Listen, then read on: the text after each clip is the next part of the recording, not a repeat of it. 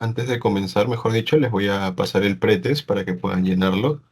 Acuérdense que tienen que llenar tanto el pretest como el posttest para que se pueda considerar su asistencia. Ya pasé el pretest ahí por el chat para que puedan verlo y vamos a dar un par de minutos para que puedan resolverlos y comenzamos con la presentación. Listo, ya me llegó sus respuestas del pretest, así que ya vamos a comenzar de, de una vez con la clase. Imagino que sus compañeros se irán conectando o en todo caso ya no asistirán el día de hoy. Y entonces vamos a comenzar.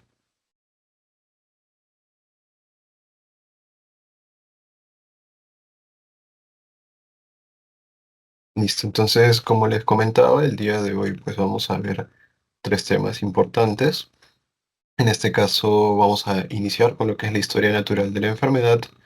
Luego vamos a seguir con tuberculosis. Vamos a hablar un poco sobre, ¿no?, la etiología de tuberculosis, su estructura del Mycobacterium, la clínica, diagnóstico, tratamiento, etcétera. Y finalmente vamos a hablar también un poco sobre el tétano. Entonces vamos a comenzar con la historia natural de la enfermedad. Para eso vamos a iniciar pues definiendo lo que es una enfermedad infecciosa. ¿No? Una enfermedad infecciosa vendría a ser una enfermedad que va a ser causada por la transmisión de un agente infeccioso, es decir, un microorganismo, ¿no? Que podría ser un virus, puede ser una bacteria o un parásito, etcétera. O también puede ser por los productos tóxicos que van a desprender pues estos microorganismos, ¿no?, desde una persona o un animal infectado a un huésped susceptible, que puede ser de manera directa o indirecta. Entonces, básicamente eso es la enfermedad infecciosa.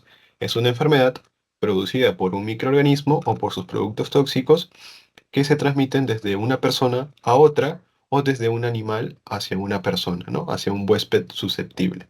Esto puede ser directo o indirecto. Luego vamos a ver que la historia natural de la enfermedad en sí vendría a ser el proceso o, bueno, la evolución de la enfermedad cuando se deja que siga su curso por sí solo. Es decir, cuando no hay una intervención sobre la enfermedad, ¿no? Básicamente eso. Es como dejar que siga solo su curso, la enfermedad, ¿no? Siga su curso. Y para esto vamos a dividir pues, la historia natural de la enfermedad, digamos, en dos periodos. Un periodo prepatogénico y un periodo patogénico. El periodo prepatogénico es el periodo donde todavía no hay manifestaciones clínicas, todavía no se ha desencadenado la infección, pero vamos a ver que existe la exposición pues, del huésped a estos microorganismos. Por eso es que aquí vamos a encontrar, digamos, esta triada donde vamos a ver que existe por un lado el agente, el huésped y el ambiente. Entonces, estos van a ser los factores que van a estar involucrados para que se pueda desarrollar una infección. En condiciones normales, estos tres factores van a estar en equilibrio, digamos, ¿no? Y por lo tanto no se va a producir una infección. Pero cuando hay una disrupción, ya sea del agente, o del huésped, o del ambiente, o de varios de ellos, de estos factores, ahí es donde cuando se produce la infección, ¿no? Entonces, esto es importante porque nos va a hablar acerca del periodo que va a estar expuesto el huésped, ¿no? Y qué factores van a influir. Por otro lado, tenemos el periodo patogénico, que es aquí cuando ya se da lo que es la infección. Comienza inicialmente pues, con los cambios tisulares dependiendo del microorganismo.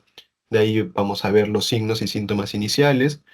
Luego ya va a haber cierto daño y finalmente la convalecencia, ¿no? Que puede llevar a la muerte, a la cronicidad o a la recuperación. Entonces, ese es el periodo patogénico, cuando ya se ha instaurado lo que es la infección y se va desarrollando lo que es la enfermedad.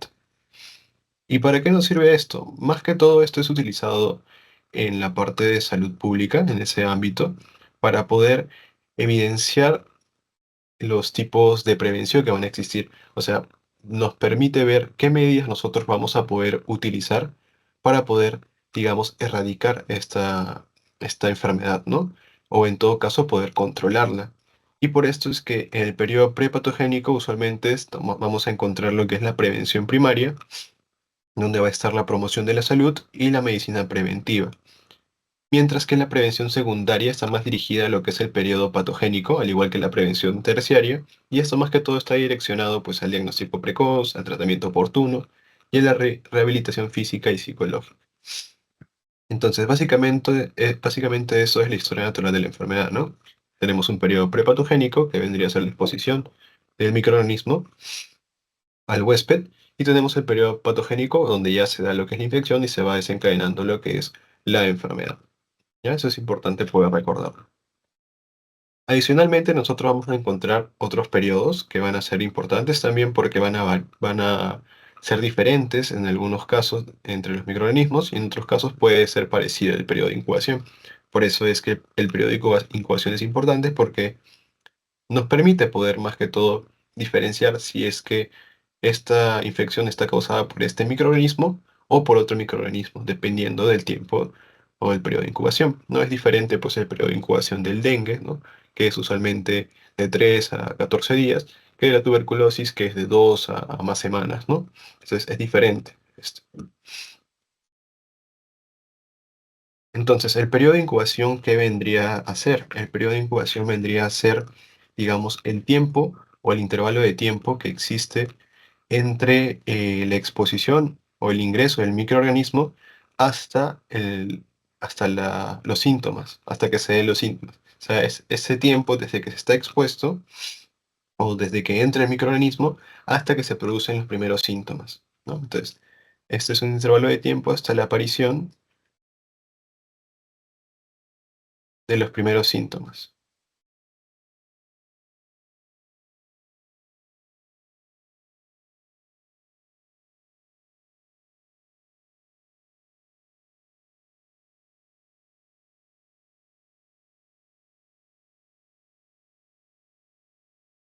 Luego tenemos el periodo prodrómico, que básicamente es un periodo en el cual vamos a tener síntomas iniciales o síntomas precursores, ¿no? Que van a ser, digamos, síntomas inespecíficos inicialmente. Entonces, en el periodo prodrómico vamos a encontrar síntomas,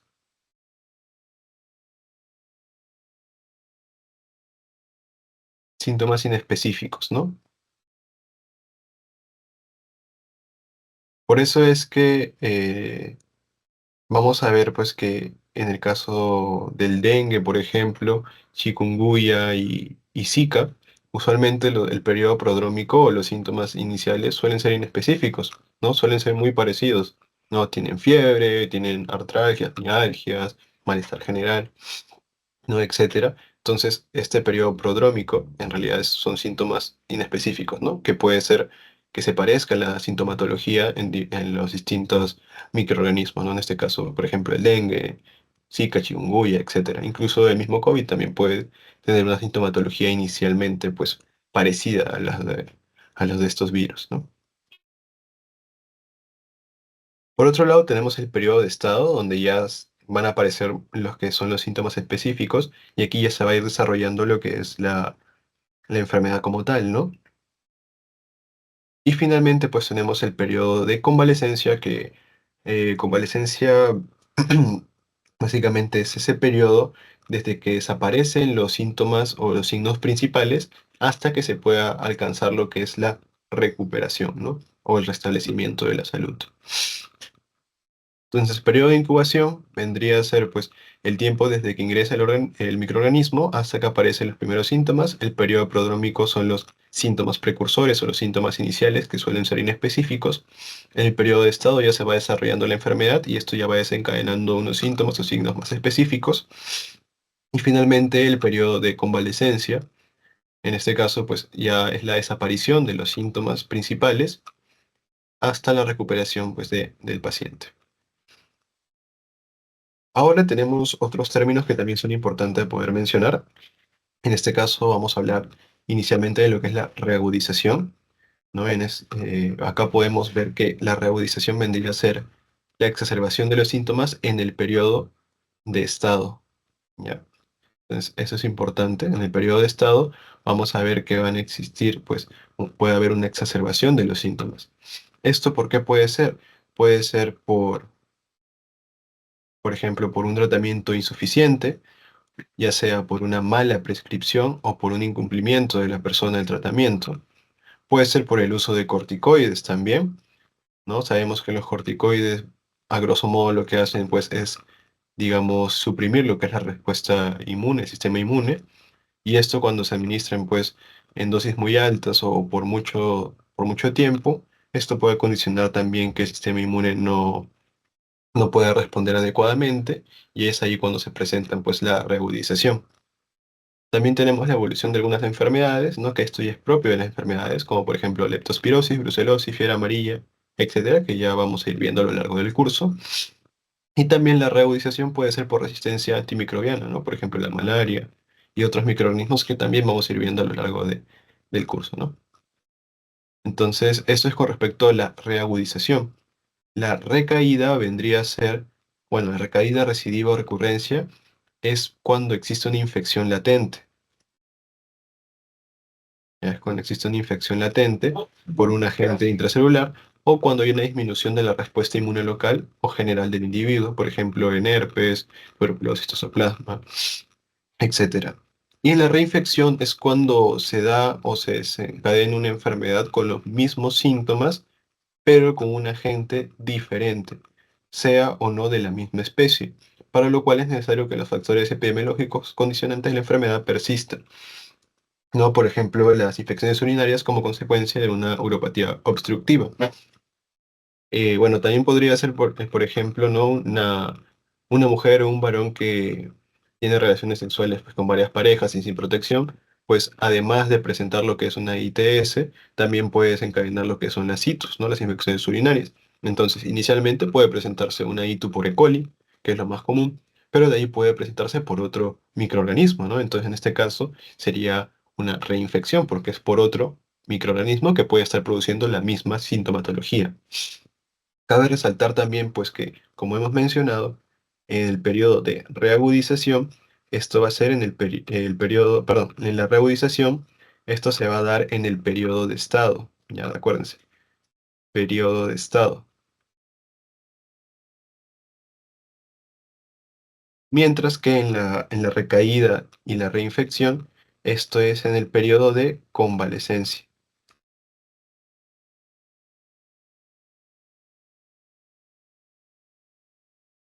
¿Ya? Entonces, básicamente esa es una de las principales diferencias también que podemos ver. Reagudización, periodo de estado, y la recaída y reinfección van a ser en el periodo de convalecencia.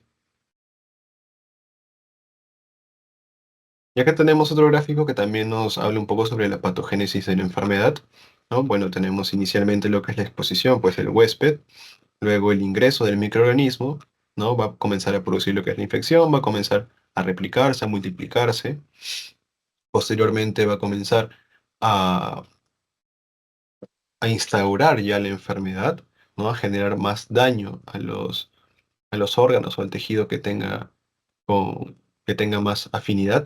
Y esto puede producir también una enfermedad leve, moderada o severa, ¿no? También dependiendo de los factores, pues, del huésped. Entonces, inicialmente, pues, la infección, la respuesta inmune suele ser inespecífica, pero ya conforme va avanzando, se va instaurando la enfermedad, ya suele ser la respuesta inmune un poco más específica. Y finalmente, pues acá tenemos también la patogenia de la enfermedad infecciosa. En este caso, la infecciosidad vendría a ser la capacidad que tiene el microorganismo para poder replicarse, es decir, para poder producir lo que es una infección. La patogenicidad vendría a ser la capacidad del microorganismo, del patógeno, para producir la enfermedad. Entonces, esa es básicamente la diferencia, ¿no?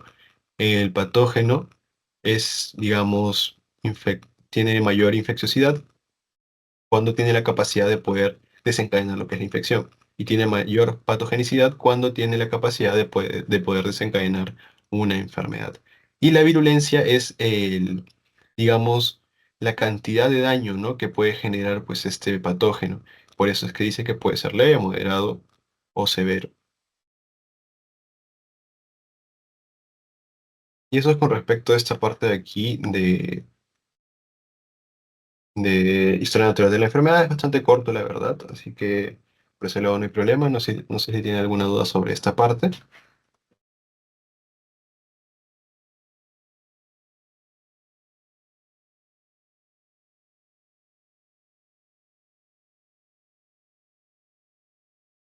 Si no hay ninguna duda, pasamos a la tuberculosis, que eso es ya un poco, digamos, más importante que conozcan, pues es una enfermedad bastante prevalente, ¿no? En nuestro país. Entonces, es importante conocerlo porque no solo lo van a ver en infecto, sino lo van a ver ya en todos los cursos prácticamente, ¿no? En pediatría van a volver a verlo, en gineco igual, ¿no? En neuro también lo van a ver, o bueno, creo que ya lo están viendo. Entonces, la tuberculosis en sí es bastante prevalente y por eso es importante poder conocerla, ¿no? Entonces, denme un momento para poder compartir.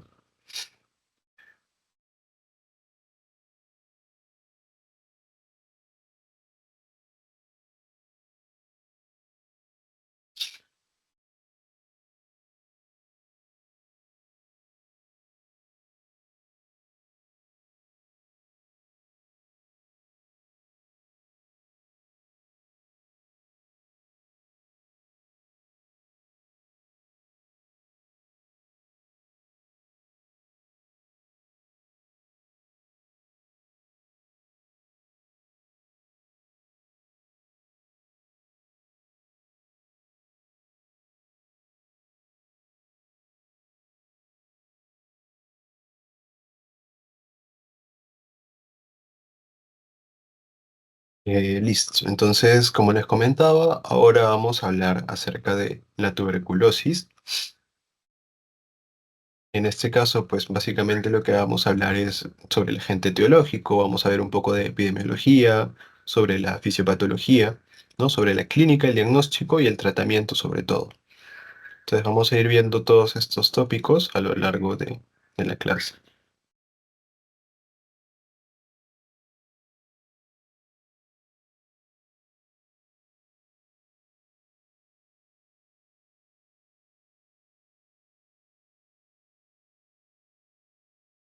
Entonces vamos a comenzar hablando acerca del agente etiológico. La tuberculosis va a ser producida por una bacteria, que en este caso vendría a ser la bacteria Mycobacterium, ¿no? Que vendría a ser un bacilo. Entonces, vamos a ver que el Mycobacterium no solamente es producido por, perdón, la tuberculosis no solo es producido por el Mycobacterium tuberculosis, sino que también puede ser producido por otros tipos de Mycobacterium, que ahorita lo voy a mostrar, ¿no? Entonces vamos a ver que el agente etiológico en sí es las bacterias de la especie de Mycobacterium, que la más común, la más frecuente es la Mycobacterium tuberculosis, ¿no? Eso es lo más común que podemos encontrar. Pero también hay otras especies, como por ejemplo tenemos al Mycobacterium africanum,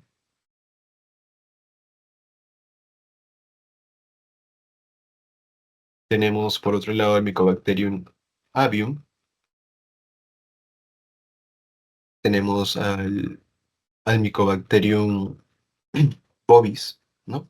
Entonces, si se dan cuenta, la tuberculosis no es solo producida por el Mycobacterium tuberculosis, sino que también es producida por estas especies de Mycobacterium. Pero en sí, la Mycobacterium tuberculosis, pues es la que más casos da, ¿no? La más frecuente. Recuerden, pues, que el Mycobacterium vendría a ser un bacilo, ¿no? También conocido como el bacilo de Koch. Ahora, con respecto a la estructura, vamos a ver que el Mycobacterium tuberculosis tiene, o bueno, está compuesto en sí por una cápsula, está compuesto por una pared celular y también va a presentar una membrana celular. Pero sobre todo, la pared celular es muy importante. ¿Por qué? Porque esta pared celular va a tener un complejo macromolecular y esto le va a permitir al Mycobacterium ser bastante resistente. Por eso es que al Mycobacterium también se le conoce como bacilo ácido alcohol resistente, ¿no? Ácido alcohol resistente. ¿Por qué? Porque justamente esta pared celular está estructurada de tal forma que le permite resistir tanto ácido como alcohol, porque presenta un complejo macromolecular, como les comentaba. En este caso vamos a encontrar por un lado los lípidos, vamos a tener azúcares y también vamos a tener proteínas, por eso es que tiene casi todas las macromoléculas. Por ejemplo, Aquí vamos a ver que tenemos a los peptidoglicanos, ¿no? Tenemos a los peptidoglicanos por un lado, que en este caso, básicamente lo que hacen, pues van a servir como un esqueleto. O sea, son como la base de esta pared celular, ¿no? Eh, por otro lado, también tenemos al arabino galactano y también a los ácidos micólicos. Los ácidos micólicos vendrían a ser ácidos grasos complejos, que estos tienen la característica que le confieren al Mycobacterium de ser hidrofóbico. Y también, pues, por otro lado, tenemos al lipoarabinomanano. El lipoarabinomanano es el resultado de la glicosilación, de la alta glicosilación de estos fosfolípidos que vemos aquí, ¿no? Estos fosfolípidos se glicosilan y van a dar lugar, pues, al lipoarabinomanano. Este lipoarabinomanano es importante. ¿Por qué? Porque es un modulador de la respuesta inmune, ¿no? Es un inmunomodulador, en otras palabras. Y esto es importante para la patogenia, pues, de esta enfermedad. Entonces, esta pared celular, con estas características, es lo que le da esa resistencia al micobacterio. Básicamente es como un escudo que va a proteger al micobacterio. Adicionalmente, algo que me olvidé comentarles es que el lipoarabinomanano, además de tener una relevancia en la patogénesis, también va a tener una relevancia en el momento del diagnóstico, sobre todo en pacientes inmunodeprimidos, que ya vamos a ir comentándolo más adelante. Con respecto a la epidemiología, vamos a ver que dentro de los departamentos, bueno, esta es una tasa de incidencia, ¿no? Desde el año 2019 al 2022. Y dentro de los departamentos que tienen mayor tasa de incidencia, tenemos a Lima, ¿no? Específicamente Lima Este, ¿no? Lima Centro y Lima en general, ¿no? También tenemos a Lambayeque y tenemos a Madre de Dios, por ejemplo, ¿no? Entonces, esto es más que todo para poner en evidencia que, en efecto, pues la prevalencia de tuberculosis no solo es en Lima, no solo es en Madre de Dios, sino que básicamente es en la mayoría de departamentos. Por eso es que mencionamos que es un problema, ¿no? Es un problema porque tiene gran prevalencia y también puede desencadenar cierta mortalidad, ¿no? Entonces, eso es más que todo para que vean que existe, pues, bastantes casos de tuberculosis. Finalmente, o bueno, finalmente para culminar con esta parte inicial, mejor dicho, vamos a ver pues un poco sobre la patogenia del Mycobacterium, ¿no? Vamos a ver pues que cómo se va a transmitir a través de la liberación de los bacilos, ¿no? A través de aerosoles, ¿no? De una persona infectada con una tuberculosis activa a otra persona, ¿no? Con una tuberculosis a una persona susceptible. Entonces aquí tenemos pues a esta persona, ¿no? Tenemos a esta persona que probablemente está infectada pues con el Mycobacterium y presenta una tuberculosis activa. Esta persona a través de los estornudos, por ejemplo, va a liberar estos aerosoles que van a contener pues a los bacilos y los bacilos van a ingresar al tracto respiratorio del huésped susceptible, ¿no? Entonces van a ingresar al tracto respiratorio y una característica del Mycobacterium o estos bacilos es que suelen ignorar todo el tracto superior y van de frente a lo que es el alveolo. Entonces, estos Mycobacterium ingresan, llegan al alveolo y en el alveolo recordemos que tenemos dos tipos de célula, ¿no? Por un lado tenemos los neumocitos tipo 1 y los neumocitos tipo 2. ¿No? Más o menos que se acuerdan, ¿no? Los neumocitos tipo 1 básicamente cumplen una función estructural, ya que eh, van a estar bien unidos, estas células van a estar bien unidas, y esto evita que entren ciertas células inmunitarias. Por ejemplo, algunas inmunoglobulinas no ingresan al alveolo justamente por esta característica de los neumocitos tipo 1. Esto obviamente en condiciones fisiológicas, ¿no? Cuando no existe algún proceso infeccioso a nivel pulmonar o a nivel alveolar. Y los neumocitos tipo 2 recordemos que son los que producen el surfactante, ¿no? El surfactante pulmonar. Surfactante pulmonar es un agente tensioactivo que dentro de sus funciones es disminuir la tensión superficial, y esto va a generar que el alveolo no se colapse, ¿no? Porque sabemos que el alveolo por la tensión superficial tiende a colapsarse, y este agente tensioactivo justamente hace eso, evita, evita que el alveolo pues llegue a colapsarse. Pero también se ha estudiado y se ha mencionado que el surfactante también tiene otra función con respecto al Mycobacterium. Se dice que este surfactante tiene la capacidad de poder debilitar lo que es la pared celular de esta bacteria, ¿no? Mencionamos que la pared celular era lo que le producía esa característica de resistente, entonces el surfactante disminuye o lo debilita, y por consiguiente, cuando son fagocitados por los macrófagos, es mucho más fácil de que puedan eliminarlos, ¿no? Entonces, por eso es importante el surfactante. Bueno, entonces regresando, tenemos a esta persona, elimina los bacilos, la otra persona, un huésped susceptible, va a ingresar pues el bacilo, va hacia los alveolos, y a nivel alveolar vamos a encontrar a los macrófagos alveolares. Estos macrófagos alveolares van, digamos, a interiorizar a los bacilos. Pero los bacilos tienen una característica, tienen un antígeno denominado el antígeno ESAT6, que este antígeno, ¿qué es lo que hace? Lo que hace es que va a interrumpir o va a inhibir la fusión del el fagosoma y el lisosoma. Entonces, básicamente lo que evaden es que sean fagocitados gracias a este antígeno. Por eso estos bacilos evaden esto y comienzan a multiplicarse dentro del macrófago alveolar. Ya comienzan a multiplicarse, se siguen multiplicando y llega un punto donde este macrófago va a morir, ¿no? Va a tener un proceso de muerte celular y va a liberar estos bacilos que van a ser captados por otros macrófagos vecinos, y también como este macrófago está en un proceso de muerte celular, va a liberar citoquinas proinflamatorias y va a instaurar un proceso inflamatorio a nivel local. Entonces, estas interleuquinas que está liberando va a generar, por un lado, que se llamen a los monocitos, ¿no? A monocitos.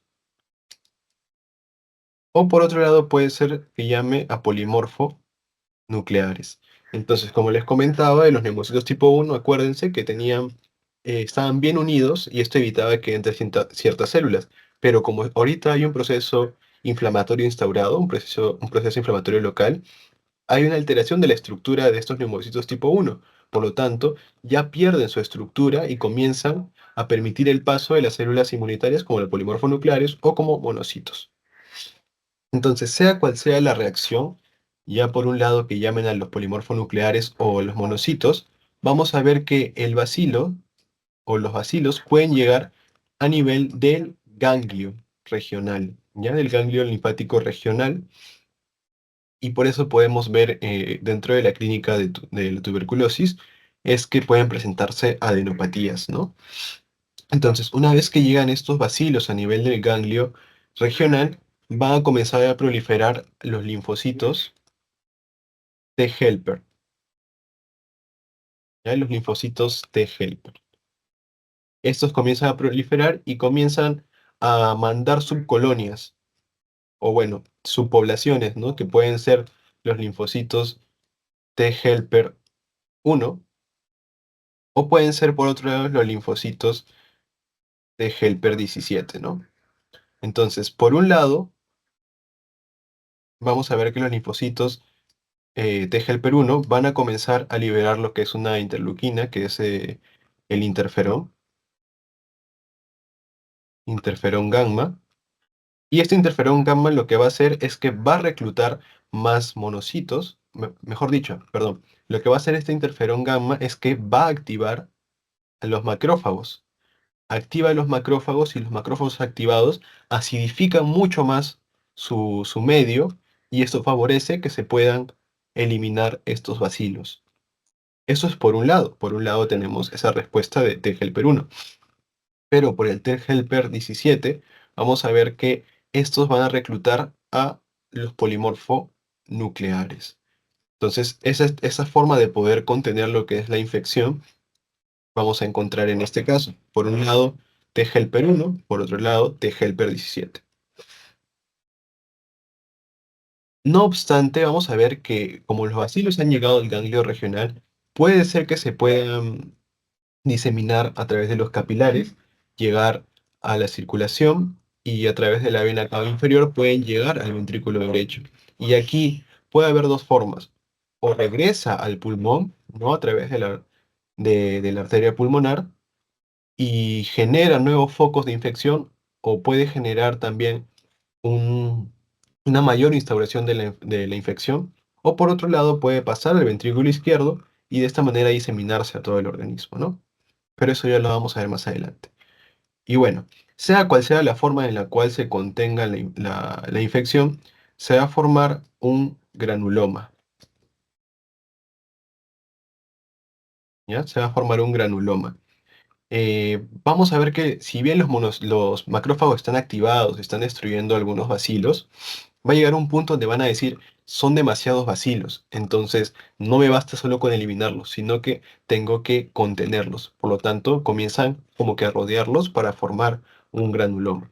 Entonces, en el granuloma vamos a encontrar pues polimorfonucleares, vamos a encontrar células gigantes que van a ser varios macrófagos unidos, tenemos a los mismos macrófagos, tenemos células plasmáticas, y también vamos a tener fibroblastos que van a generar lo que es colágeno para poder darle esa capacidad de cicatrización al granuloma, ¿no? Y en el centro vamos a encontrar a los bacilos, a los micobacterium, que van a ser contenidos. Entonces, cuando se forma el granuloma y se está conteniendo la infección, esto va a ser una tuberculosis primaria o, bueno, también llamada tuberculosis latente.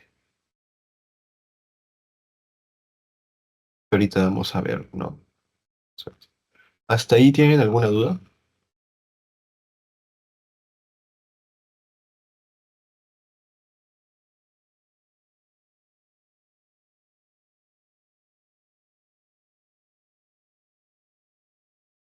Bueno, continuamos entonces. Como les comentaba, acá tenemos pues, la tuberculosis primaria o también, bueno, también se le llama en algunos casos como tuberculosis latente. Y tenemos también la tuberculosis secundaria, ¿no? También se le denomina a veces como tuberculosis activa. Entonces, en la tuberculosis primaria mencionamos que se forma el granuloma. El granuloma, con lo cual se contiene la infección. Y entonces vamos a ver que esta prima infección solo va a afectar lo que es el pulmón y los ganglios linfáticos. Y de esta manera vamos a tener dos posibilidades. Por un lado tenemos que el granuloma se cicatriza, ¿no? Gracias a los fibroblastos que van a comenzar a generar lo que es fibras de colágeno y por lo tanto ya no hay microorganismos viables, porque en el centro vamos a ver que es un centro necrótico, un centro de necrosis gaseosa que es característico de la tuberculosis. O por otro lado, el granuloma no cicatriza y hay microorganismos viables. Es decir, que si bien el granuloma está conteniendo la infección, estos microorganismos que están en el centro aún están viables. No obstante, aún se está conteniendo la infección, por lo tanto, están en un estado de latencia. Entonces, como está en un estado de latencia, como está en un estado de tuberculosis latente, en estos casos, pues, el paciente no contagia, no contagia ni presenta sintomatología, ¿no? Sin síntomas. Entonces, esa es la característica de una tuberculosis latente. Solamente no contagia y no presenta síntomas. Mientras que en la tuberculosis secundaria, ¿no? Aquí vemos que se ha roto, digamos, ese granuloma y ha comenzado a liberar los microorganismos. Por lo tanto, como se han comenzado a liberar los microorganismos, ya no solo va a afectar el pulmón, sino que se puede dar de forma extrapulmonar. Entonces, esto puede ser por una reactivación, ¿no? Por ejemplo, cuando existe, digamos, un debilitamiento de lo que es el sistema inmune, o puede ser también por una reinfección.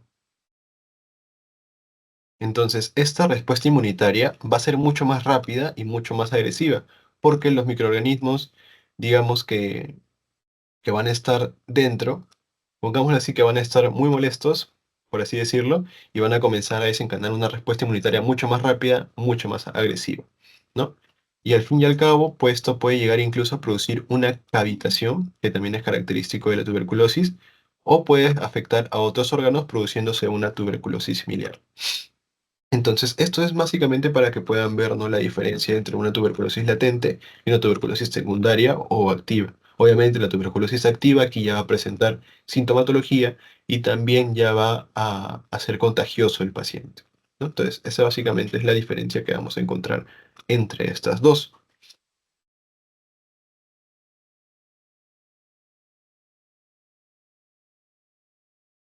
Ujú.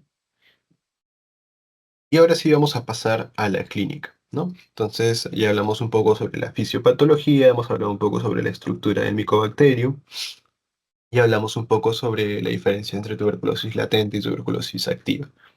Entonces vamos a ver ahora un poco sobre la clínica.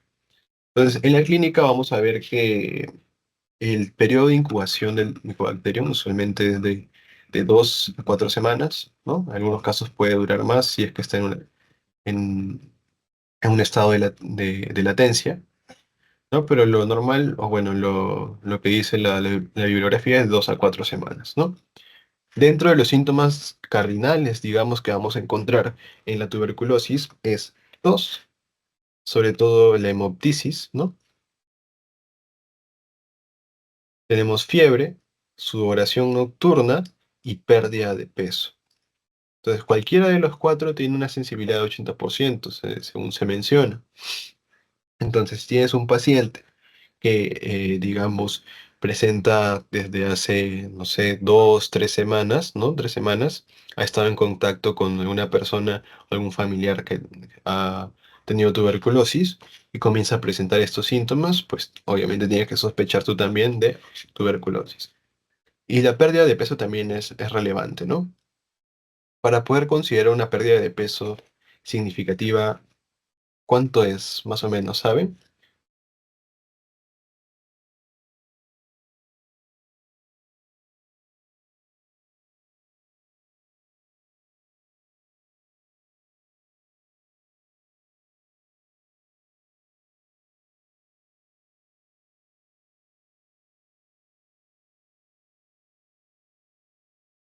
Creo que es el 5% del peso.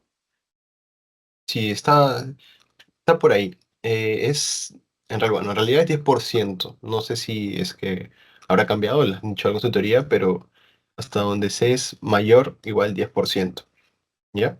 O sea, tiene que ser un paciente de que, por ejemplo, te dice he bajado 1 kilo en un mes, entonces eso no corresponde al 10%, por lo tanto no es tan significativo. En cambio, si viene un paciente y te dice he bajado 10 kilos en un mes, entonces ahí ya está más alerta, ya es más significativo, probablemente sea mayor o igual al 10% de su peso. Y entonces es el 10% en realidad, ¿no? Para poder considerar una pérdida de peso significativa.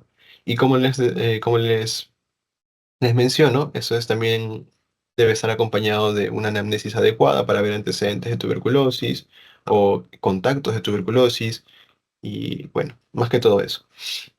Como me comentaba una vez un doctor, si tú tienes un paciente que tiene pérdida de peso, obviamente una pérdida de peso no voluntaria, ¿no? No es que ahí esté haciendo dieta o ejercicio, no, una pérdida de peso involuntaria, hay dos caminos, ¿no? Por un lado, o es tuberculosis o es cáncer. Básicamente, si tienes pérdida de peso significativa, es uno de esos dos, ¿ya? Eso es en la mayoría de casos. Obviamente también existen otros factores de la persona que pueden indicarte hacia otra patología, pero en términos generales, si tienes un paciente con pérdida de peso, o es TB o es cáncer hasta que se demuestre lo contrario. ¿Ya? Eso por más que todo lo que tengan en cuenta, sobre todo en sus casos clínicos, que les gusta poner bastante lo que es pérdida de peso, ¿no? Entonces ya saben si es pérdida de peso o cáncer o TB.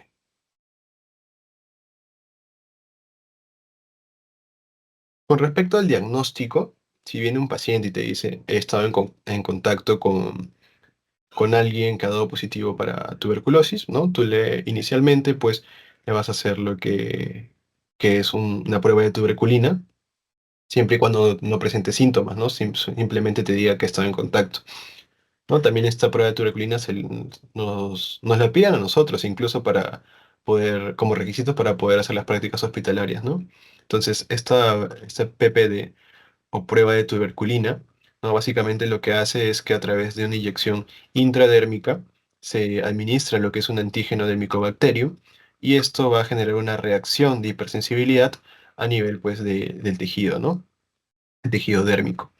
Entonces, después de 72 horas, o sea, 3 días, va a formarse un abón y vamos a ver que dependiendo del tamaño de este abón o el diámetro de este abón, vamos a ver si es positivo o es negativo. ¿Se acuerdan cuánto es el punto de corte para considerar positivo o negativo?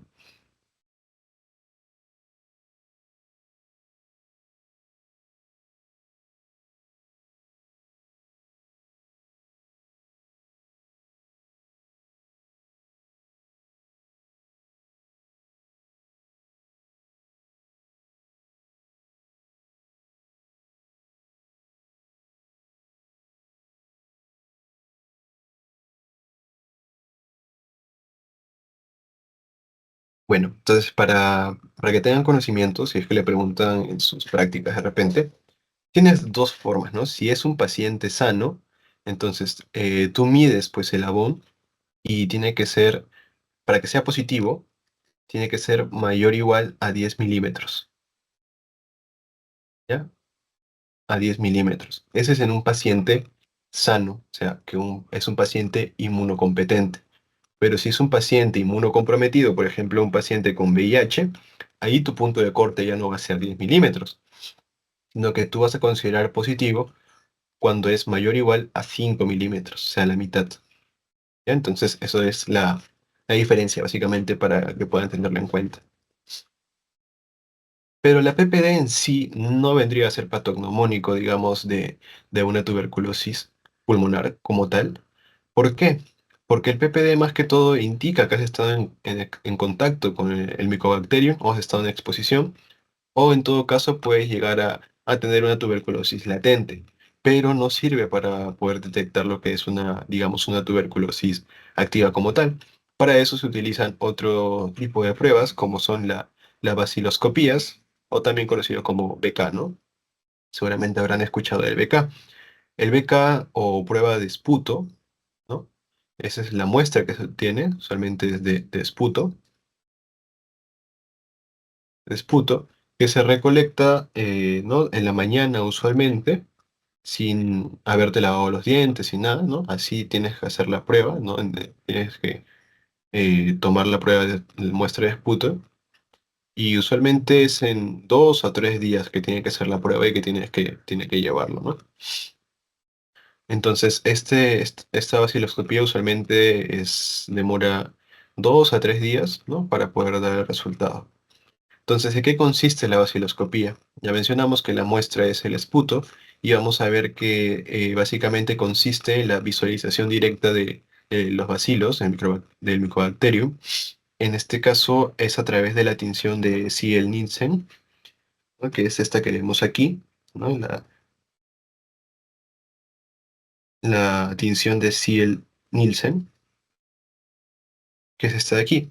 Esta es una tinción especial que se utiliza para las bacterias ácido alcohol resistente, como es el caso del Mycobacterium, que básicamente lo que se hace es que inicialmente el preparado lo calientan. Entonces, como lo calientan, los componentes de la pared celular, como por ejemplo los lípidos, la cera, ¿no? Comienzan a solubilizarse y esto permite que ingrese el colorante, que vendría a ser pues la fucsina, y luego lo enfrían y esto hace que se solidifique estos componentes y se pueda evaluar la coloración, ¿no?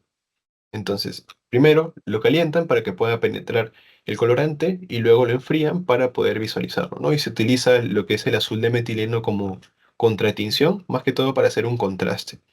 Por eso es que vemos que se tiñen más o menos de un color rojizo, ¿no? Más o menos rosado, que vendría a ser los micobacterium, ¿no? Los bacilos. por la fucsina más que todo. Y lo que vemos el azul, pues es el azul de metileno que hace una contratinción, o sea, un contraste. Entonces, esa es la vaciloscopía con el Cine Nielsen.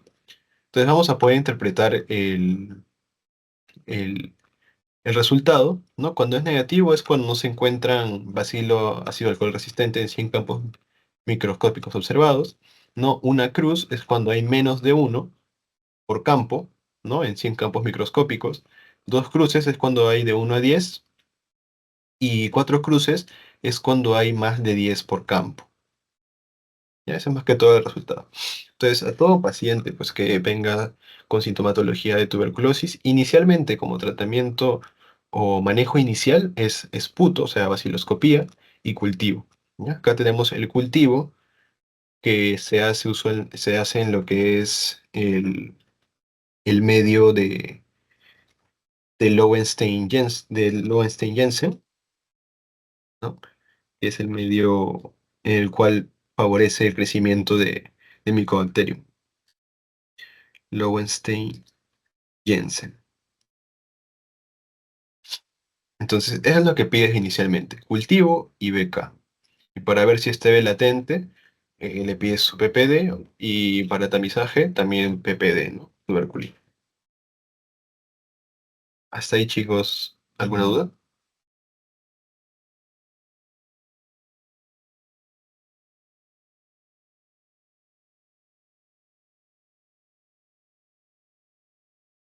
Bueno, continuamos entonces. Entonces, acá tenemos otro tipo de pruebas que también son bastante importantes. Para esto, cabe mencionar que vamos a tener los cultivos, ¿no? Hemos mencionado que el cultivo se suele, ¿no? Es lo que se pide inicialmente, el cultivo.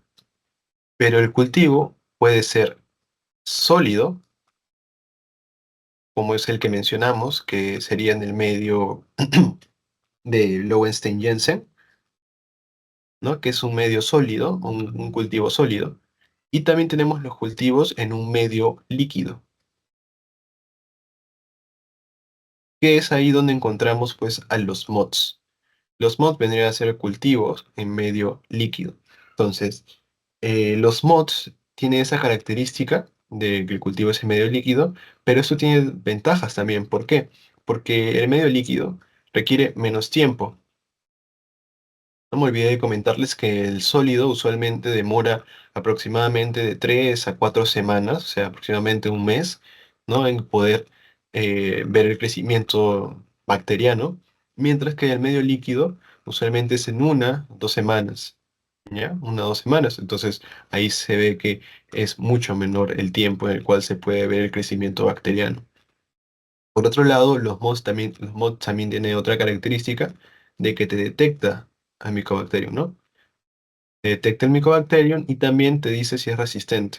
Entonces, el mod es wow, ¿no? O sea, te dice si tiene TB, es en menor tiempo y encima te dice si es resistente o no. ¿No? Por eso también se suele pedir bastante lo que son los mods.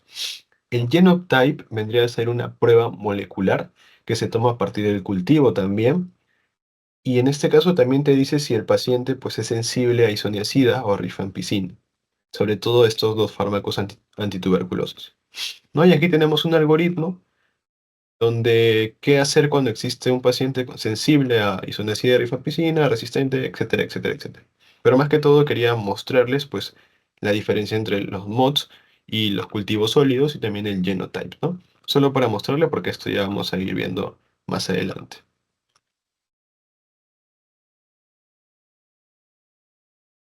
Bueno, ahora vamos a ver una clasificación, digámoslo así, dependiendo de si la tuberculosis es resistente o no a ciertos fármacos antituberculosos.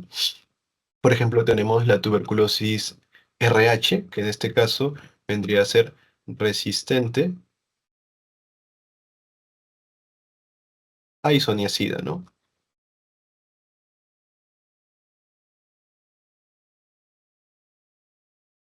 También tenemos la tuberculosis RR, que vendría a ser resistente a rifampicina.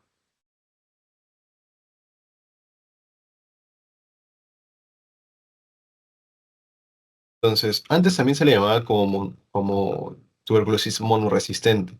O sea, si era resistente a isoniazida se le decía monoresistente, o si era a rifampicina monoresistente. Pero ahora se le dice que si es resistente a isoniazida como tal, o si es resistente a rifampicina, no, RR. La tuberculosis MDR, acuérdense, es cuando hay una resistencia a isoniazida más rifampicina, o sea, que es resistente tanto a isoniazida como a rifampicina. Ya es resistente a dos fármacos tuberculosos, o sea, es multidrogo resistente. Luego tenemos la tuberculosis pre-XDR, o sea, pre-extensamente resistente, que en este caso es un MDR o un RR más resistencia a una fluorquinolona,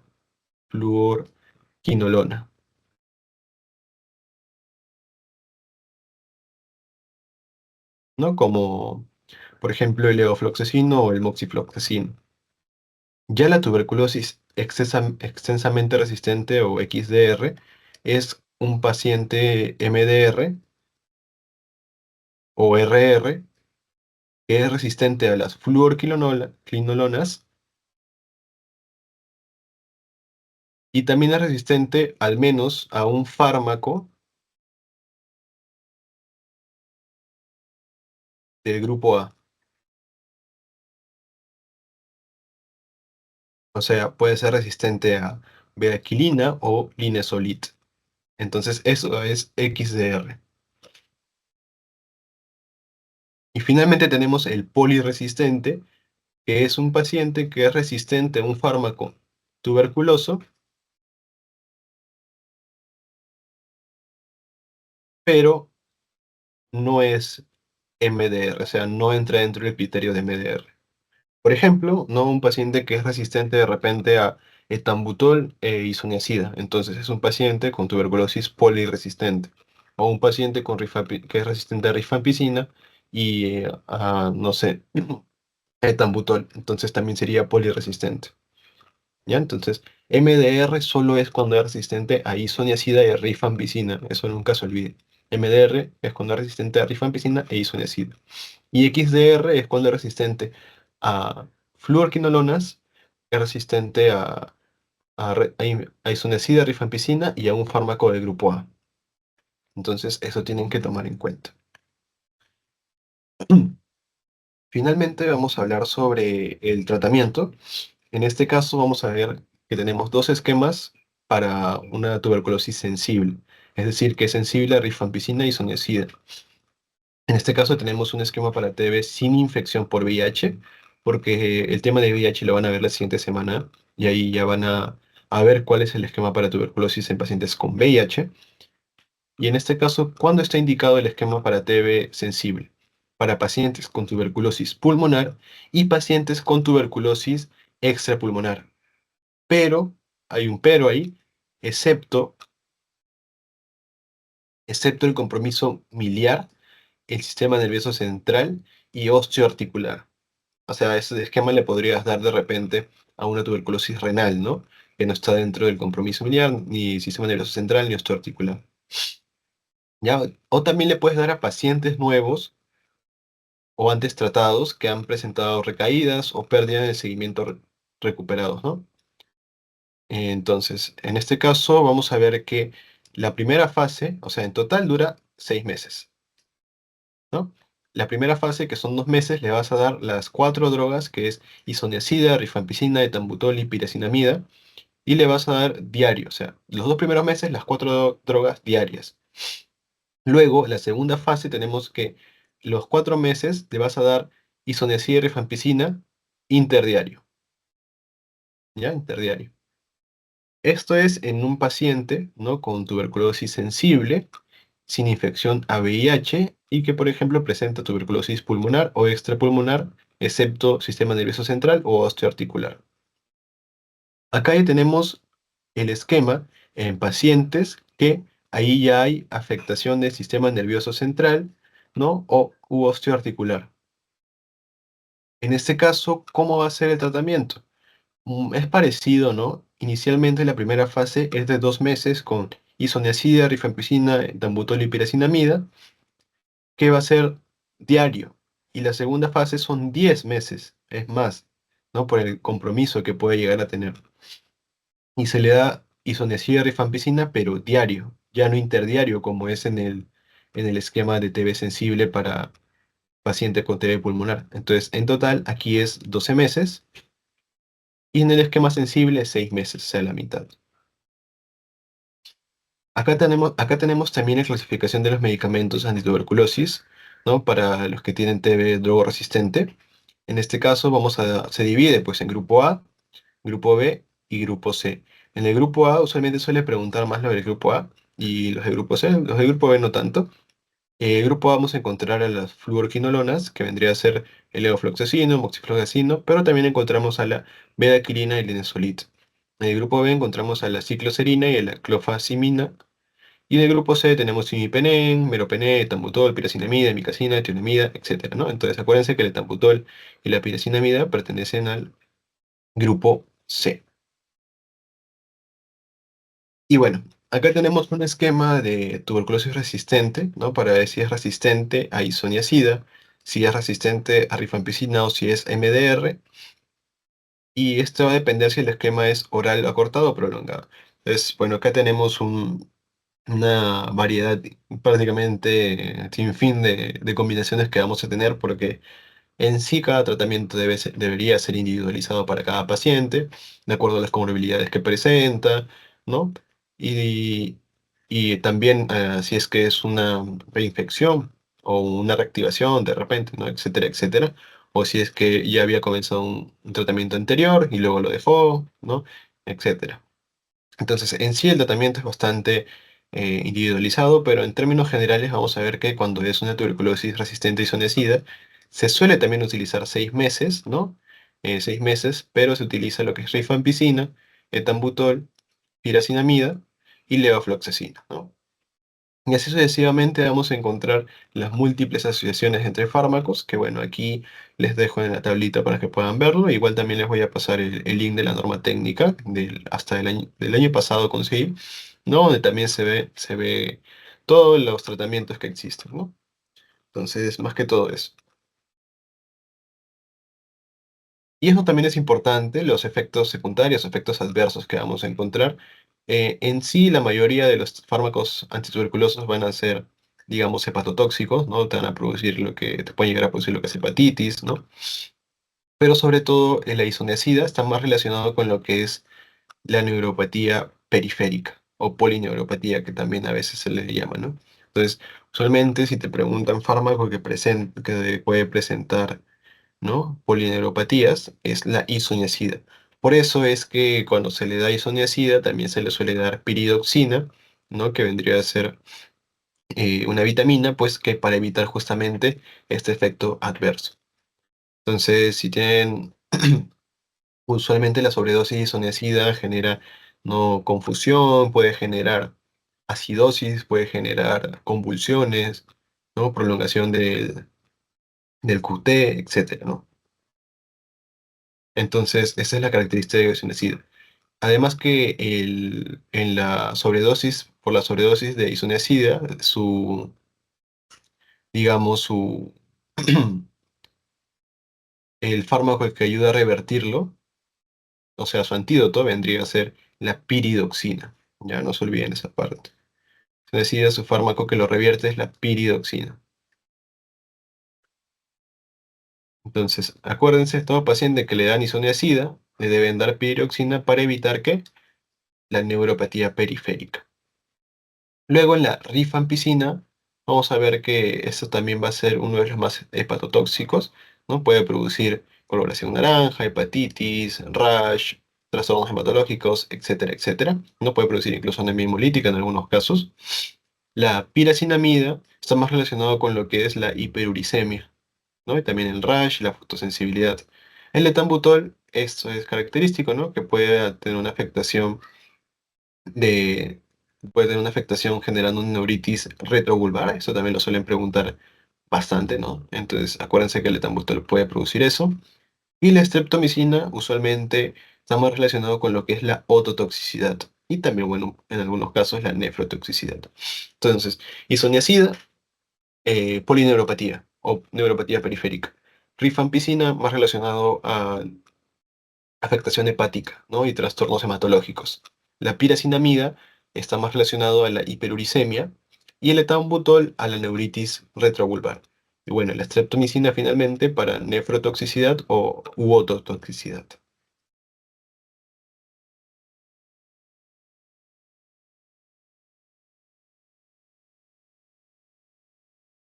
Y bueno, ahí está la bibliografía también. ¿Hasta ahí tienen alguna duda?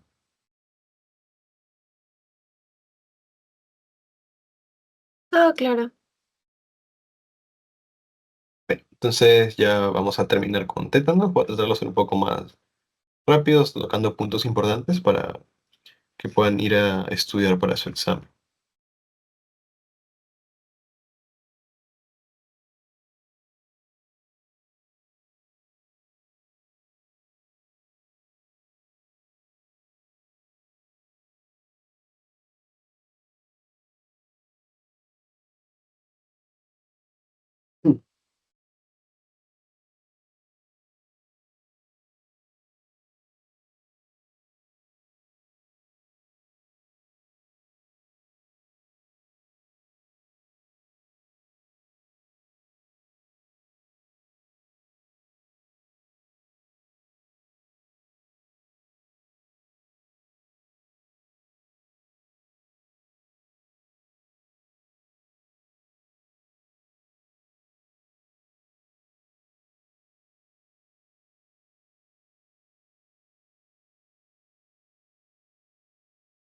Y bueno, finalmente, bueno, vamos a hablar acerca de tétanos, ¿no?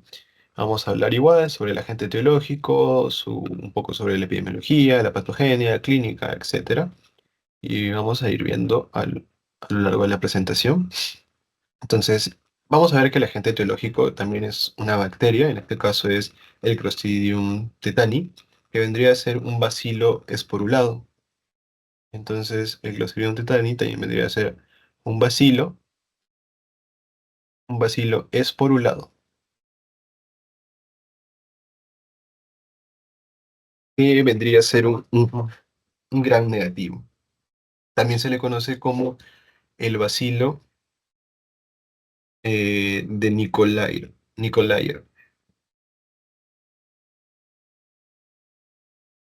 Entonces, el tétanos en sí es una enfermedad bastante grave, que bueno, si es que no existe una vacunación, una prevención de por medio o un diagnóstico no muy temprano, puede llegar incluso a la muerte, ¿no? Y es bastante doloroso también. Entonces, bueno, el tétanos ya mencionamos, no es una causada por una bacteria. Bueno, específicamente no va a ser la bacteria como tal lo que va a desencadenar todas estas manifestaciones clínicas o todo este desarrollo de la enfermedad, sino que más que todo va a ser la toxina que va a producir, que vendría a ser una exotoxina, ¿no? Que vendría a ser la tetanoplasmina,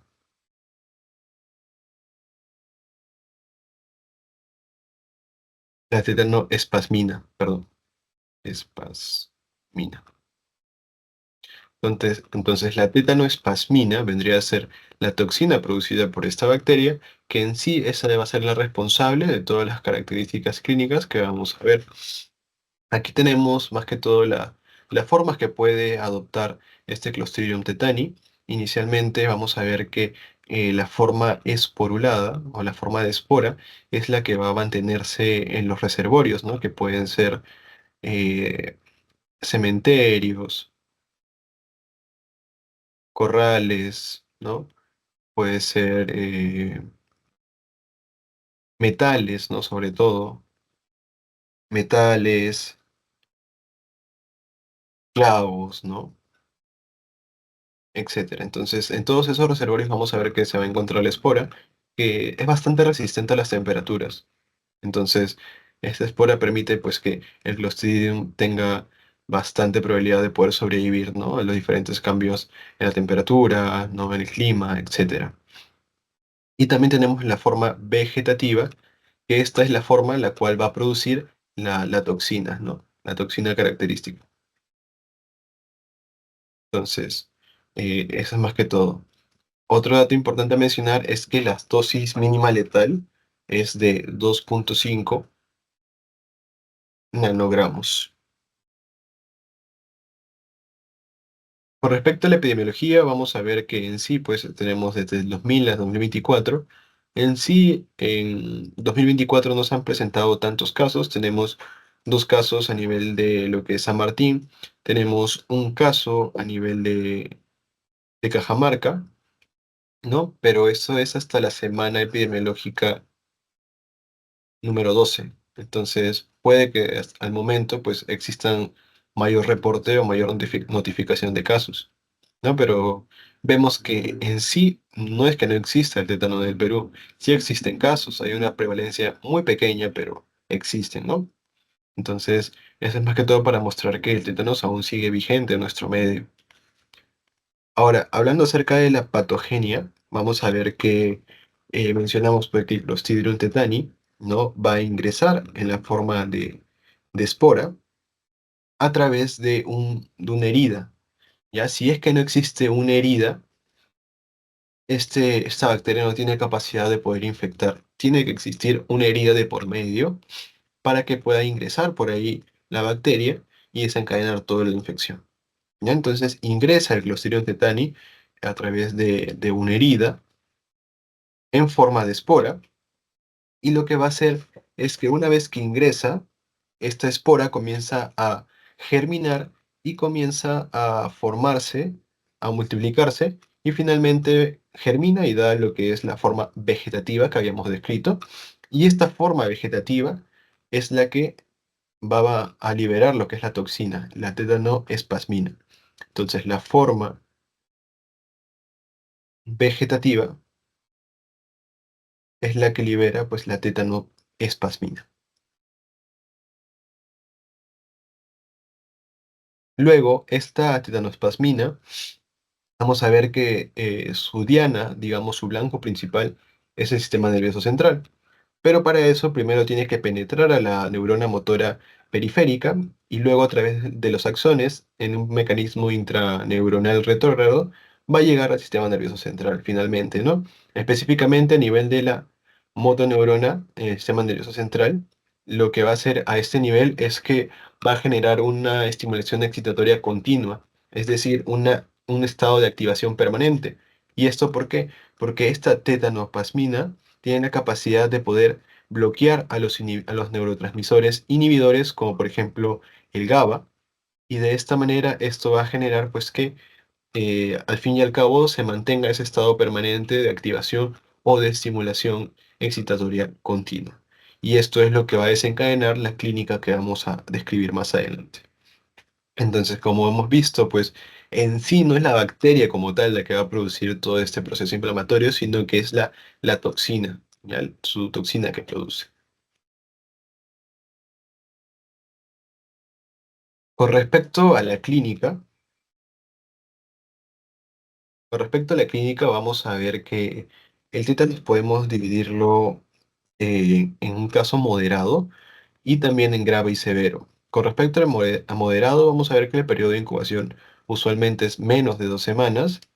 Y en este caso va a haber espasmos, sí va a haber espasmos, pero moderados, menos de 12 en 24 horas. Algo característico de la clínica en el tétanos moderado es que vamos a presentar lo que es un trismus intenso. El trismus vendría a ser esto de aquí. Vendría a ser una rigidez muscular a nivel de los músculos, digamos, mandibulares, y que estos músculos van a estar rígidos. Por lo tanto, esta persona va a ser incapaz de poder cerrar su boca. ¿Ya? Y eso es lo que se denomina como trismos y es característico de lo que es el tétanos moderado. Luego también vamos a ver los esbozos de opistótono, que vamos a ver más adelante, que es el opistótono. También dificultad de deglutir. Entonces, la dificultad de deglutir puede ser por dos factores. Uno, por el mismo trismo, de que evita que se cierre la boca, por lo tanto, hay dificultad para deglutir. Y también, como esta es una bacteria que afecta los músculos, usualmente, ¿no?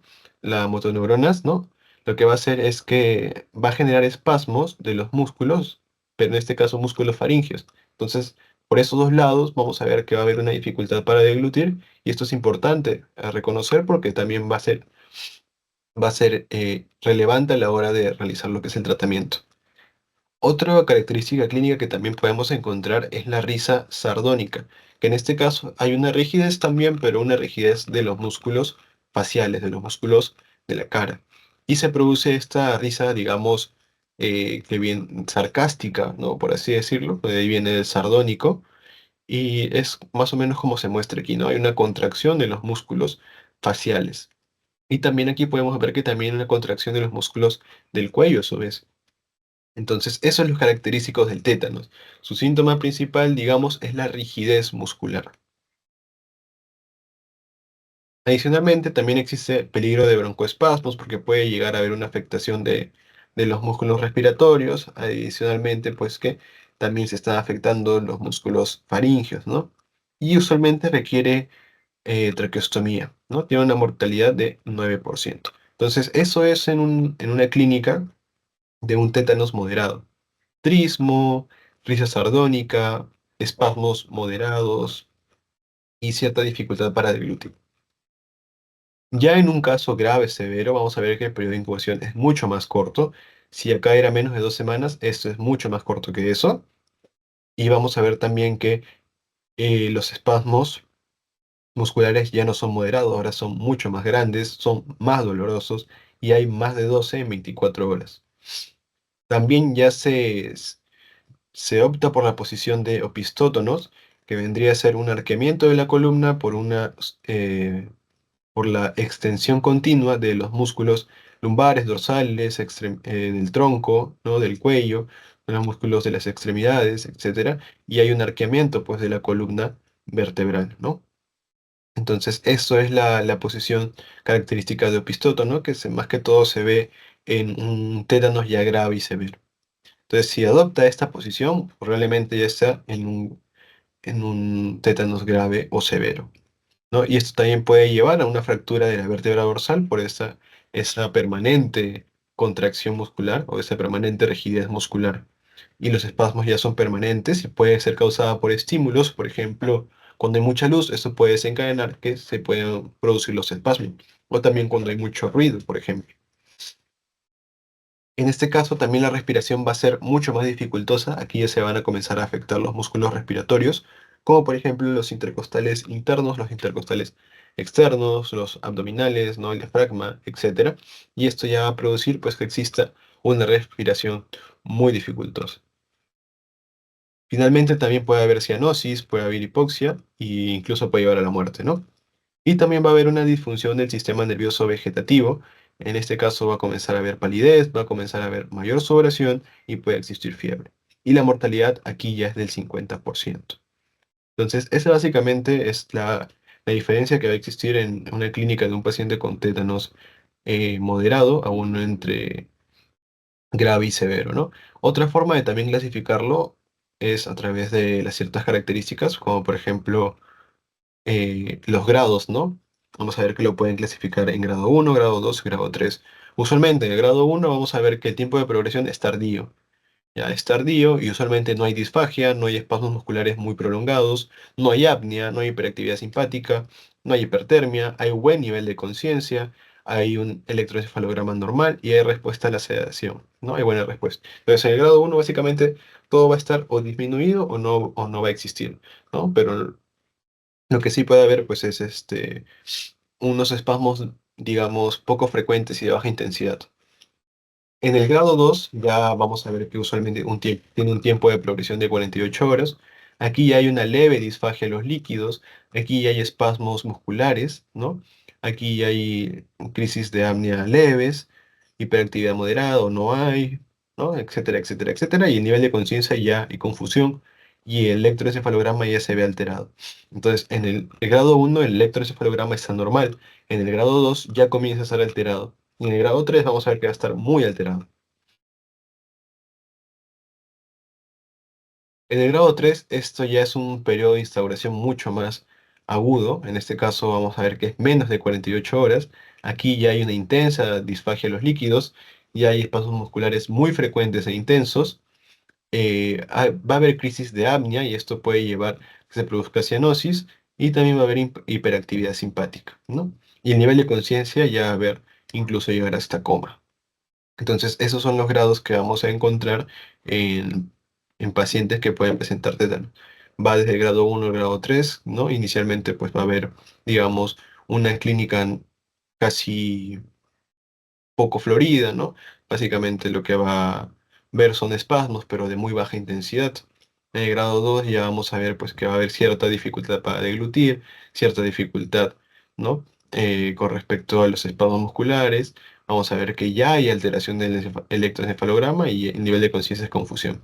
Y en el grado 3 es mucho más agudo la interrogación, hay espasmos musculares más frecuentes, más intensos, ya hay crisis de apnea, ¿no? Hay cianosis, ya hay afectación de la actividad simpática, puede llegar al coma y el electroencefalograma va a estar muy alterado.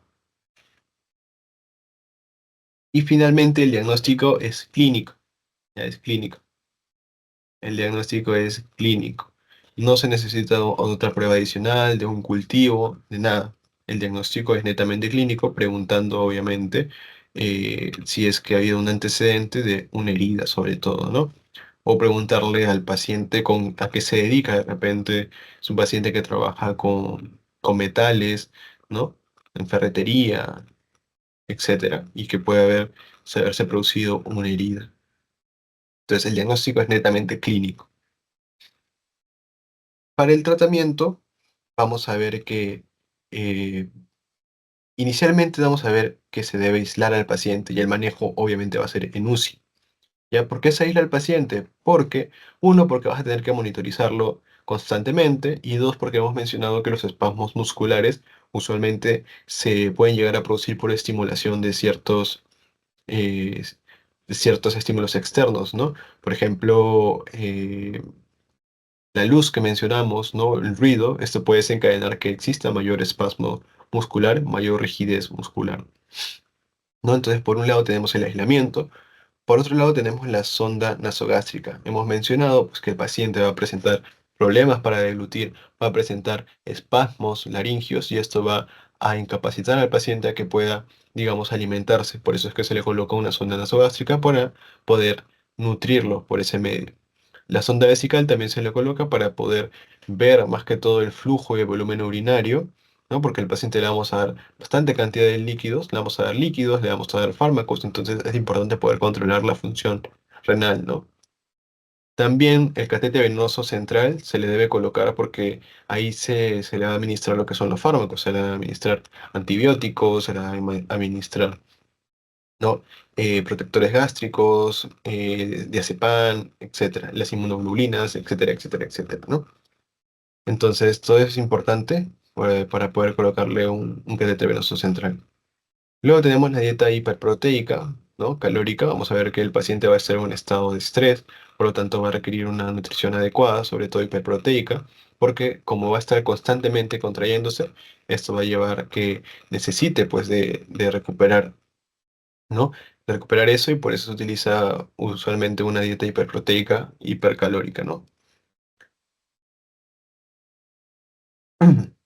Bueno, también, como hemos mencionado, ¿no? Con anterioridad, el paciente puede tener afectación de los músculos respiratorios y también puede tener espasmos laringios. Por eso es que requiere el apoyo ventilatorio, ¿no? En este caso se podría intubar, pero no se suele hacer. ¿Por qué? Porque como hay espasmos laringios, como hay, digamos, ese estado de espasmo, de rigidez muscular, ¿no? Se recomienda más que todo una traqueostomía porque puede ser dificultoso al momento de colocar lo que es el tubo, ¿no?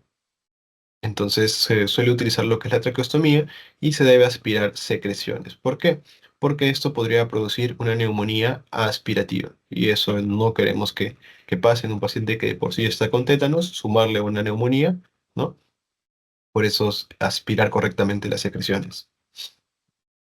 Por otro lado tenemos lo que es la inmunoglobulina antitetánica. Esta inmunoglobulina se administra 500 unidades, 125 alrededor de la herida y el resto intramuscular. Y tenemos el toxoide tetánico, que vendría a ser la vacuna. Más que todo se administra la vacuna o el toxoide tetánico para aumentar el nivel de inmunidad y también para prolongar la inmunidad, más que todo por eso. Bueno, también la debridación de la herida es importante. ¿Por qué? Porque mencionamos, ¿no? En la patogenia que la forma vegetativa es la que libera, pues, el, la toxina, ¿no? La tetanoespasmina. Entonces, una correcta debridación y limpieza de la herida podría ayudar a poder controlar esa forma vegetativa y así disminuir, pues, que se esté liberando la toxina. También el metronidazol va a ayudar a eso, a que se pueda controlar la forma vegetativa y evitar que se libere la tetanospasmina. La renaitina se le da pues porque es un protector, digamos, gástrico, como el paciente va a estar recibiendo bastantes fármacos, como por ejemplo diazepam, metronidazol, ¿no? Va a estar recibiendo infusión de líquidos, dextrosa, etcétera. Es importante poder proteger eh, el estómago, ¿no? Y finalmente el diazepam. Hemos mencionado pues que los espasmos son característicos del tétanos, son espasmos dolorosos, por lo tanto, ¿qué tú tienes que hacer? Tienes que generar relajación de estos músculos y para eso le das usualmente diazepam, también para disminuir, ¿no? El dolor. Entonces, ese es el manejo más que todo del tétano como tal. No es un manejo bastante amplio, ¿no?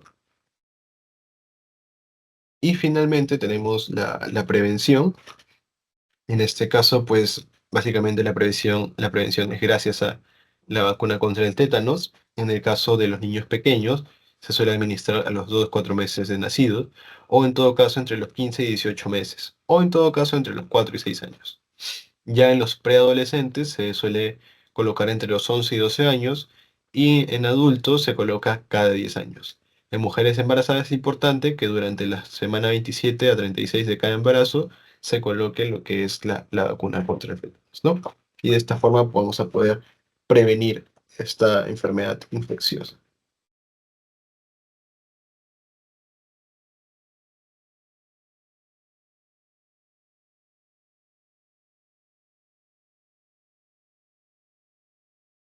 ¿Alguna duda? Todo claro.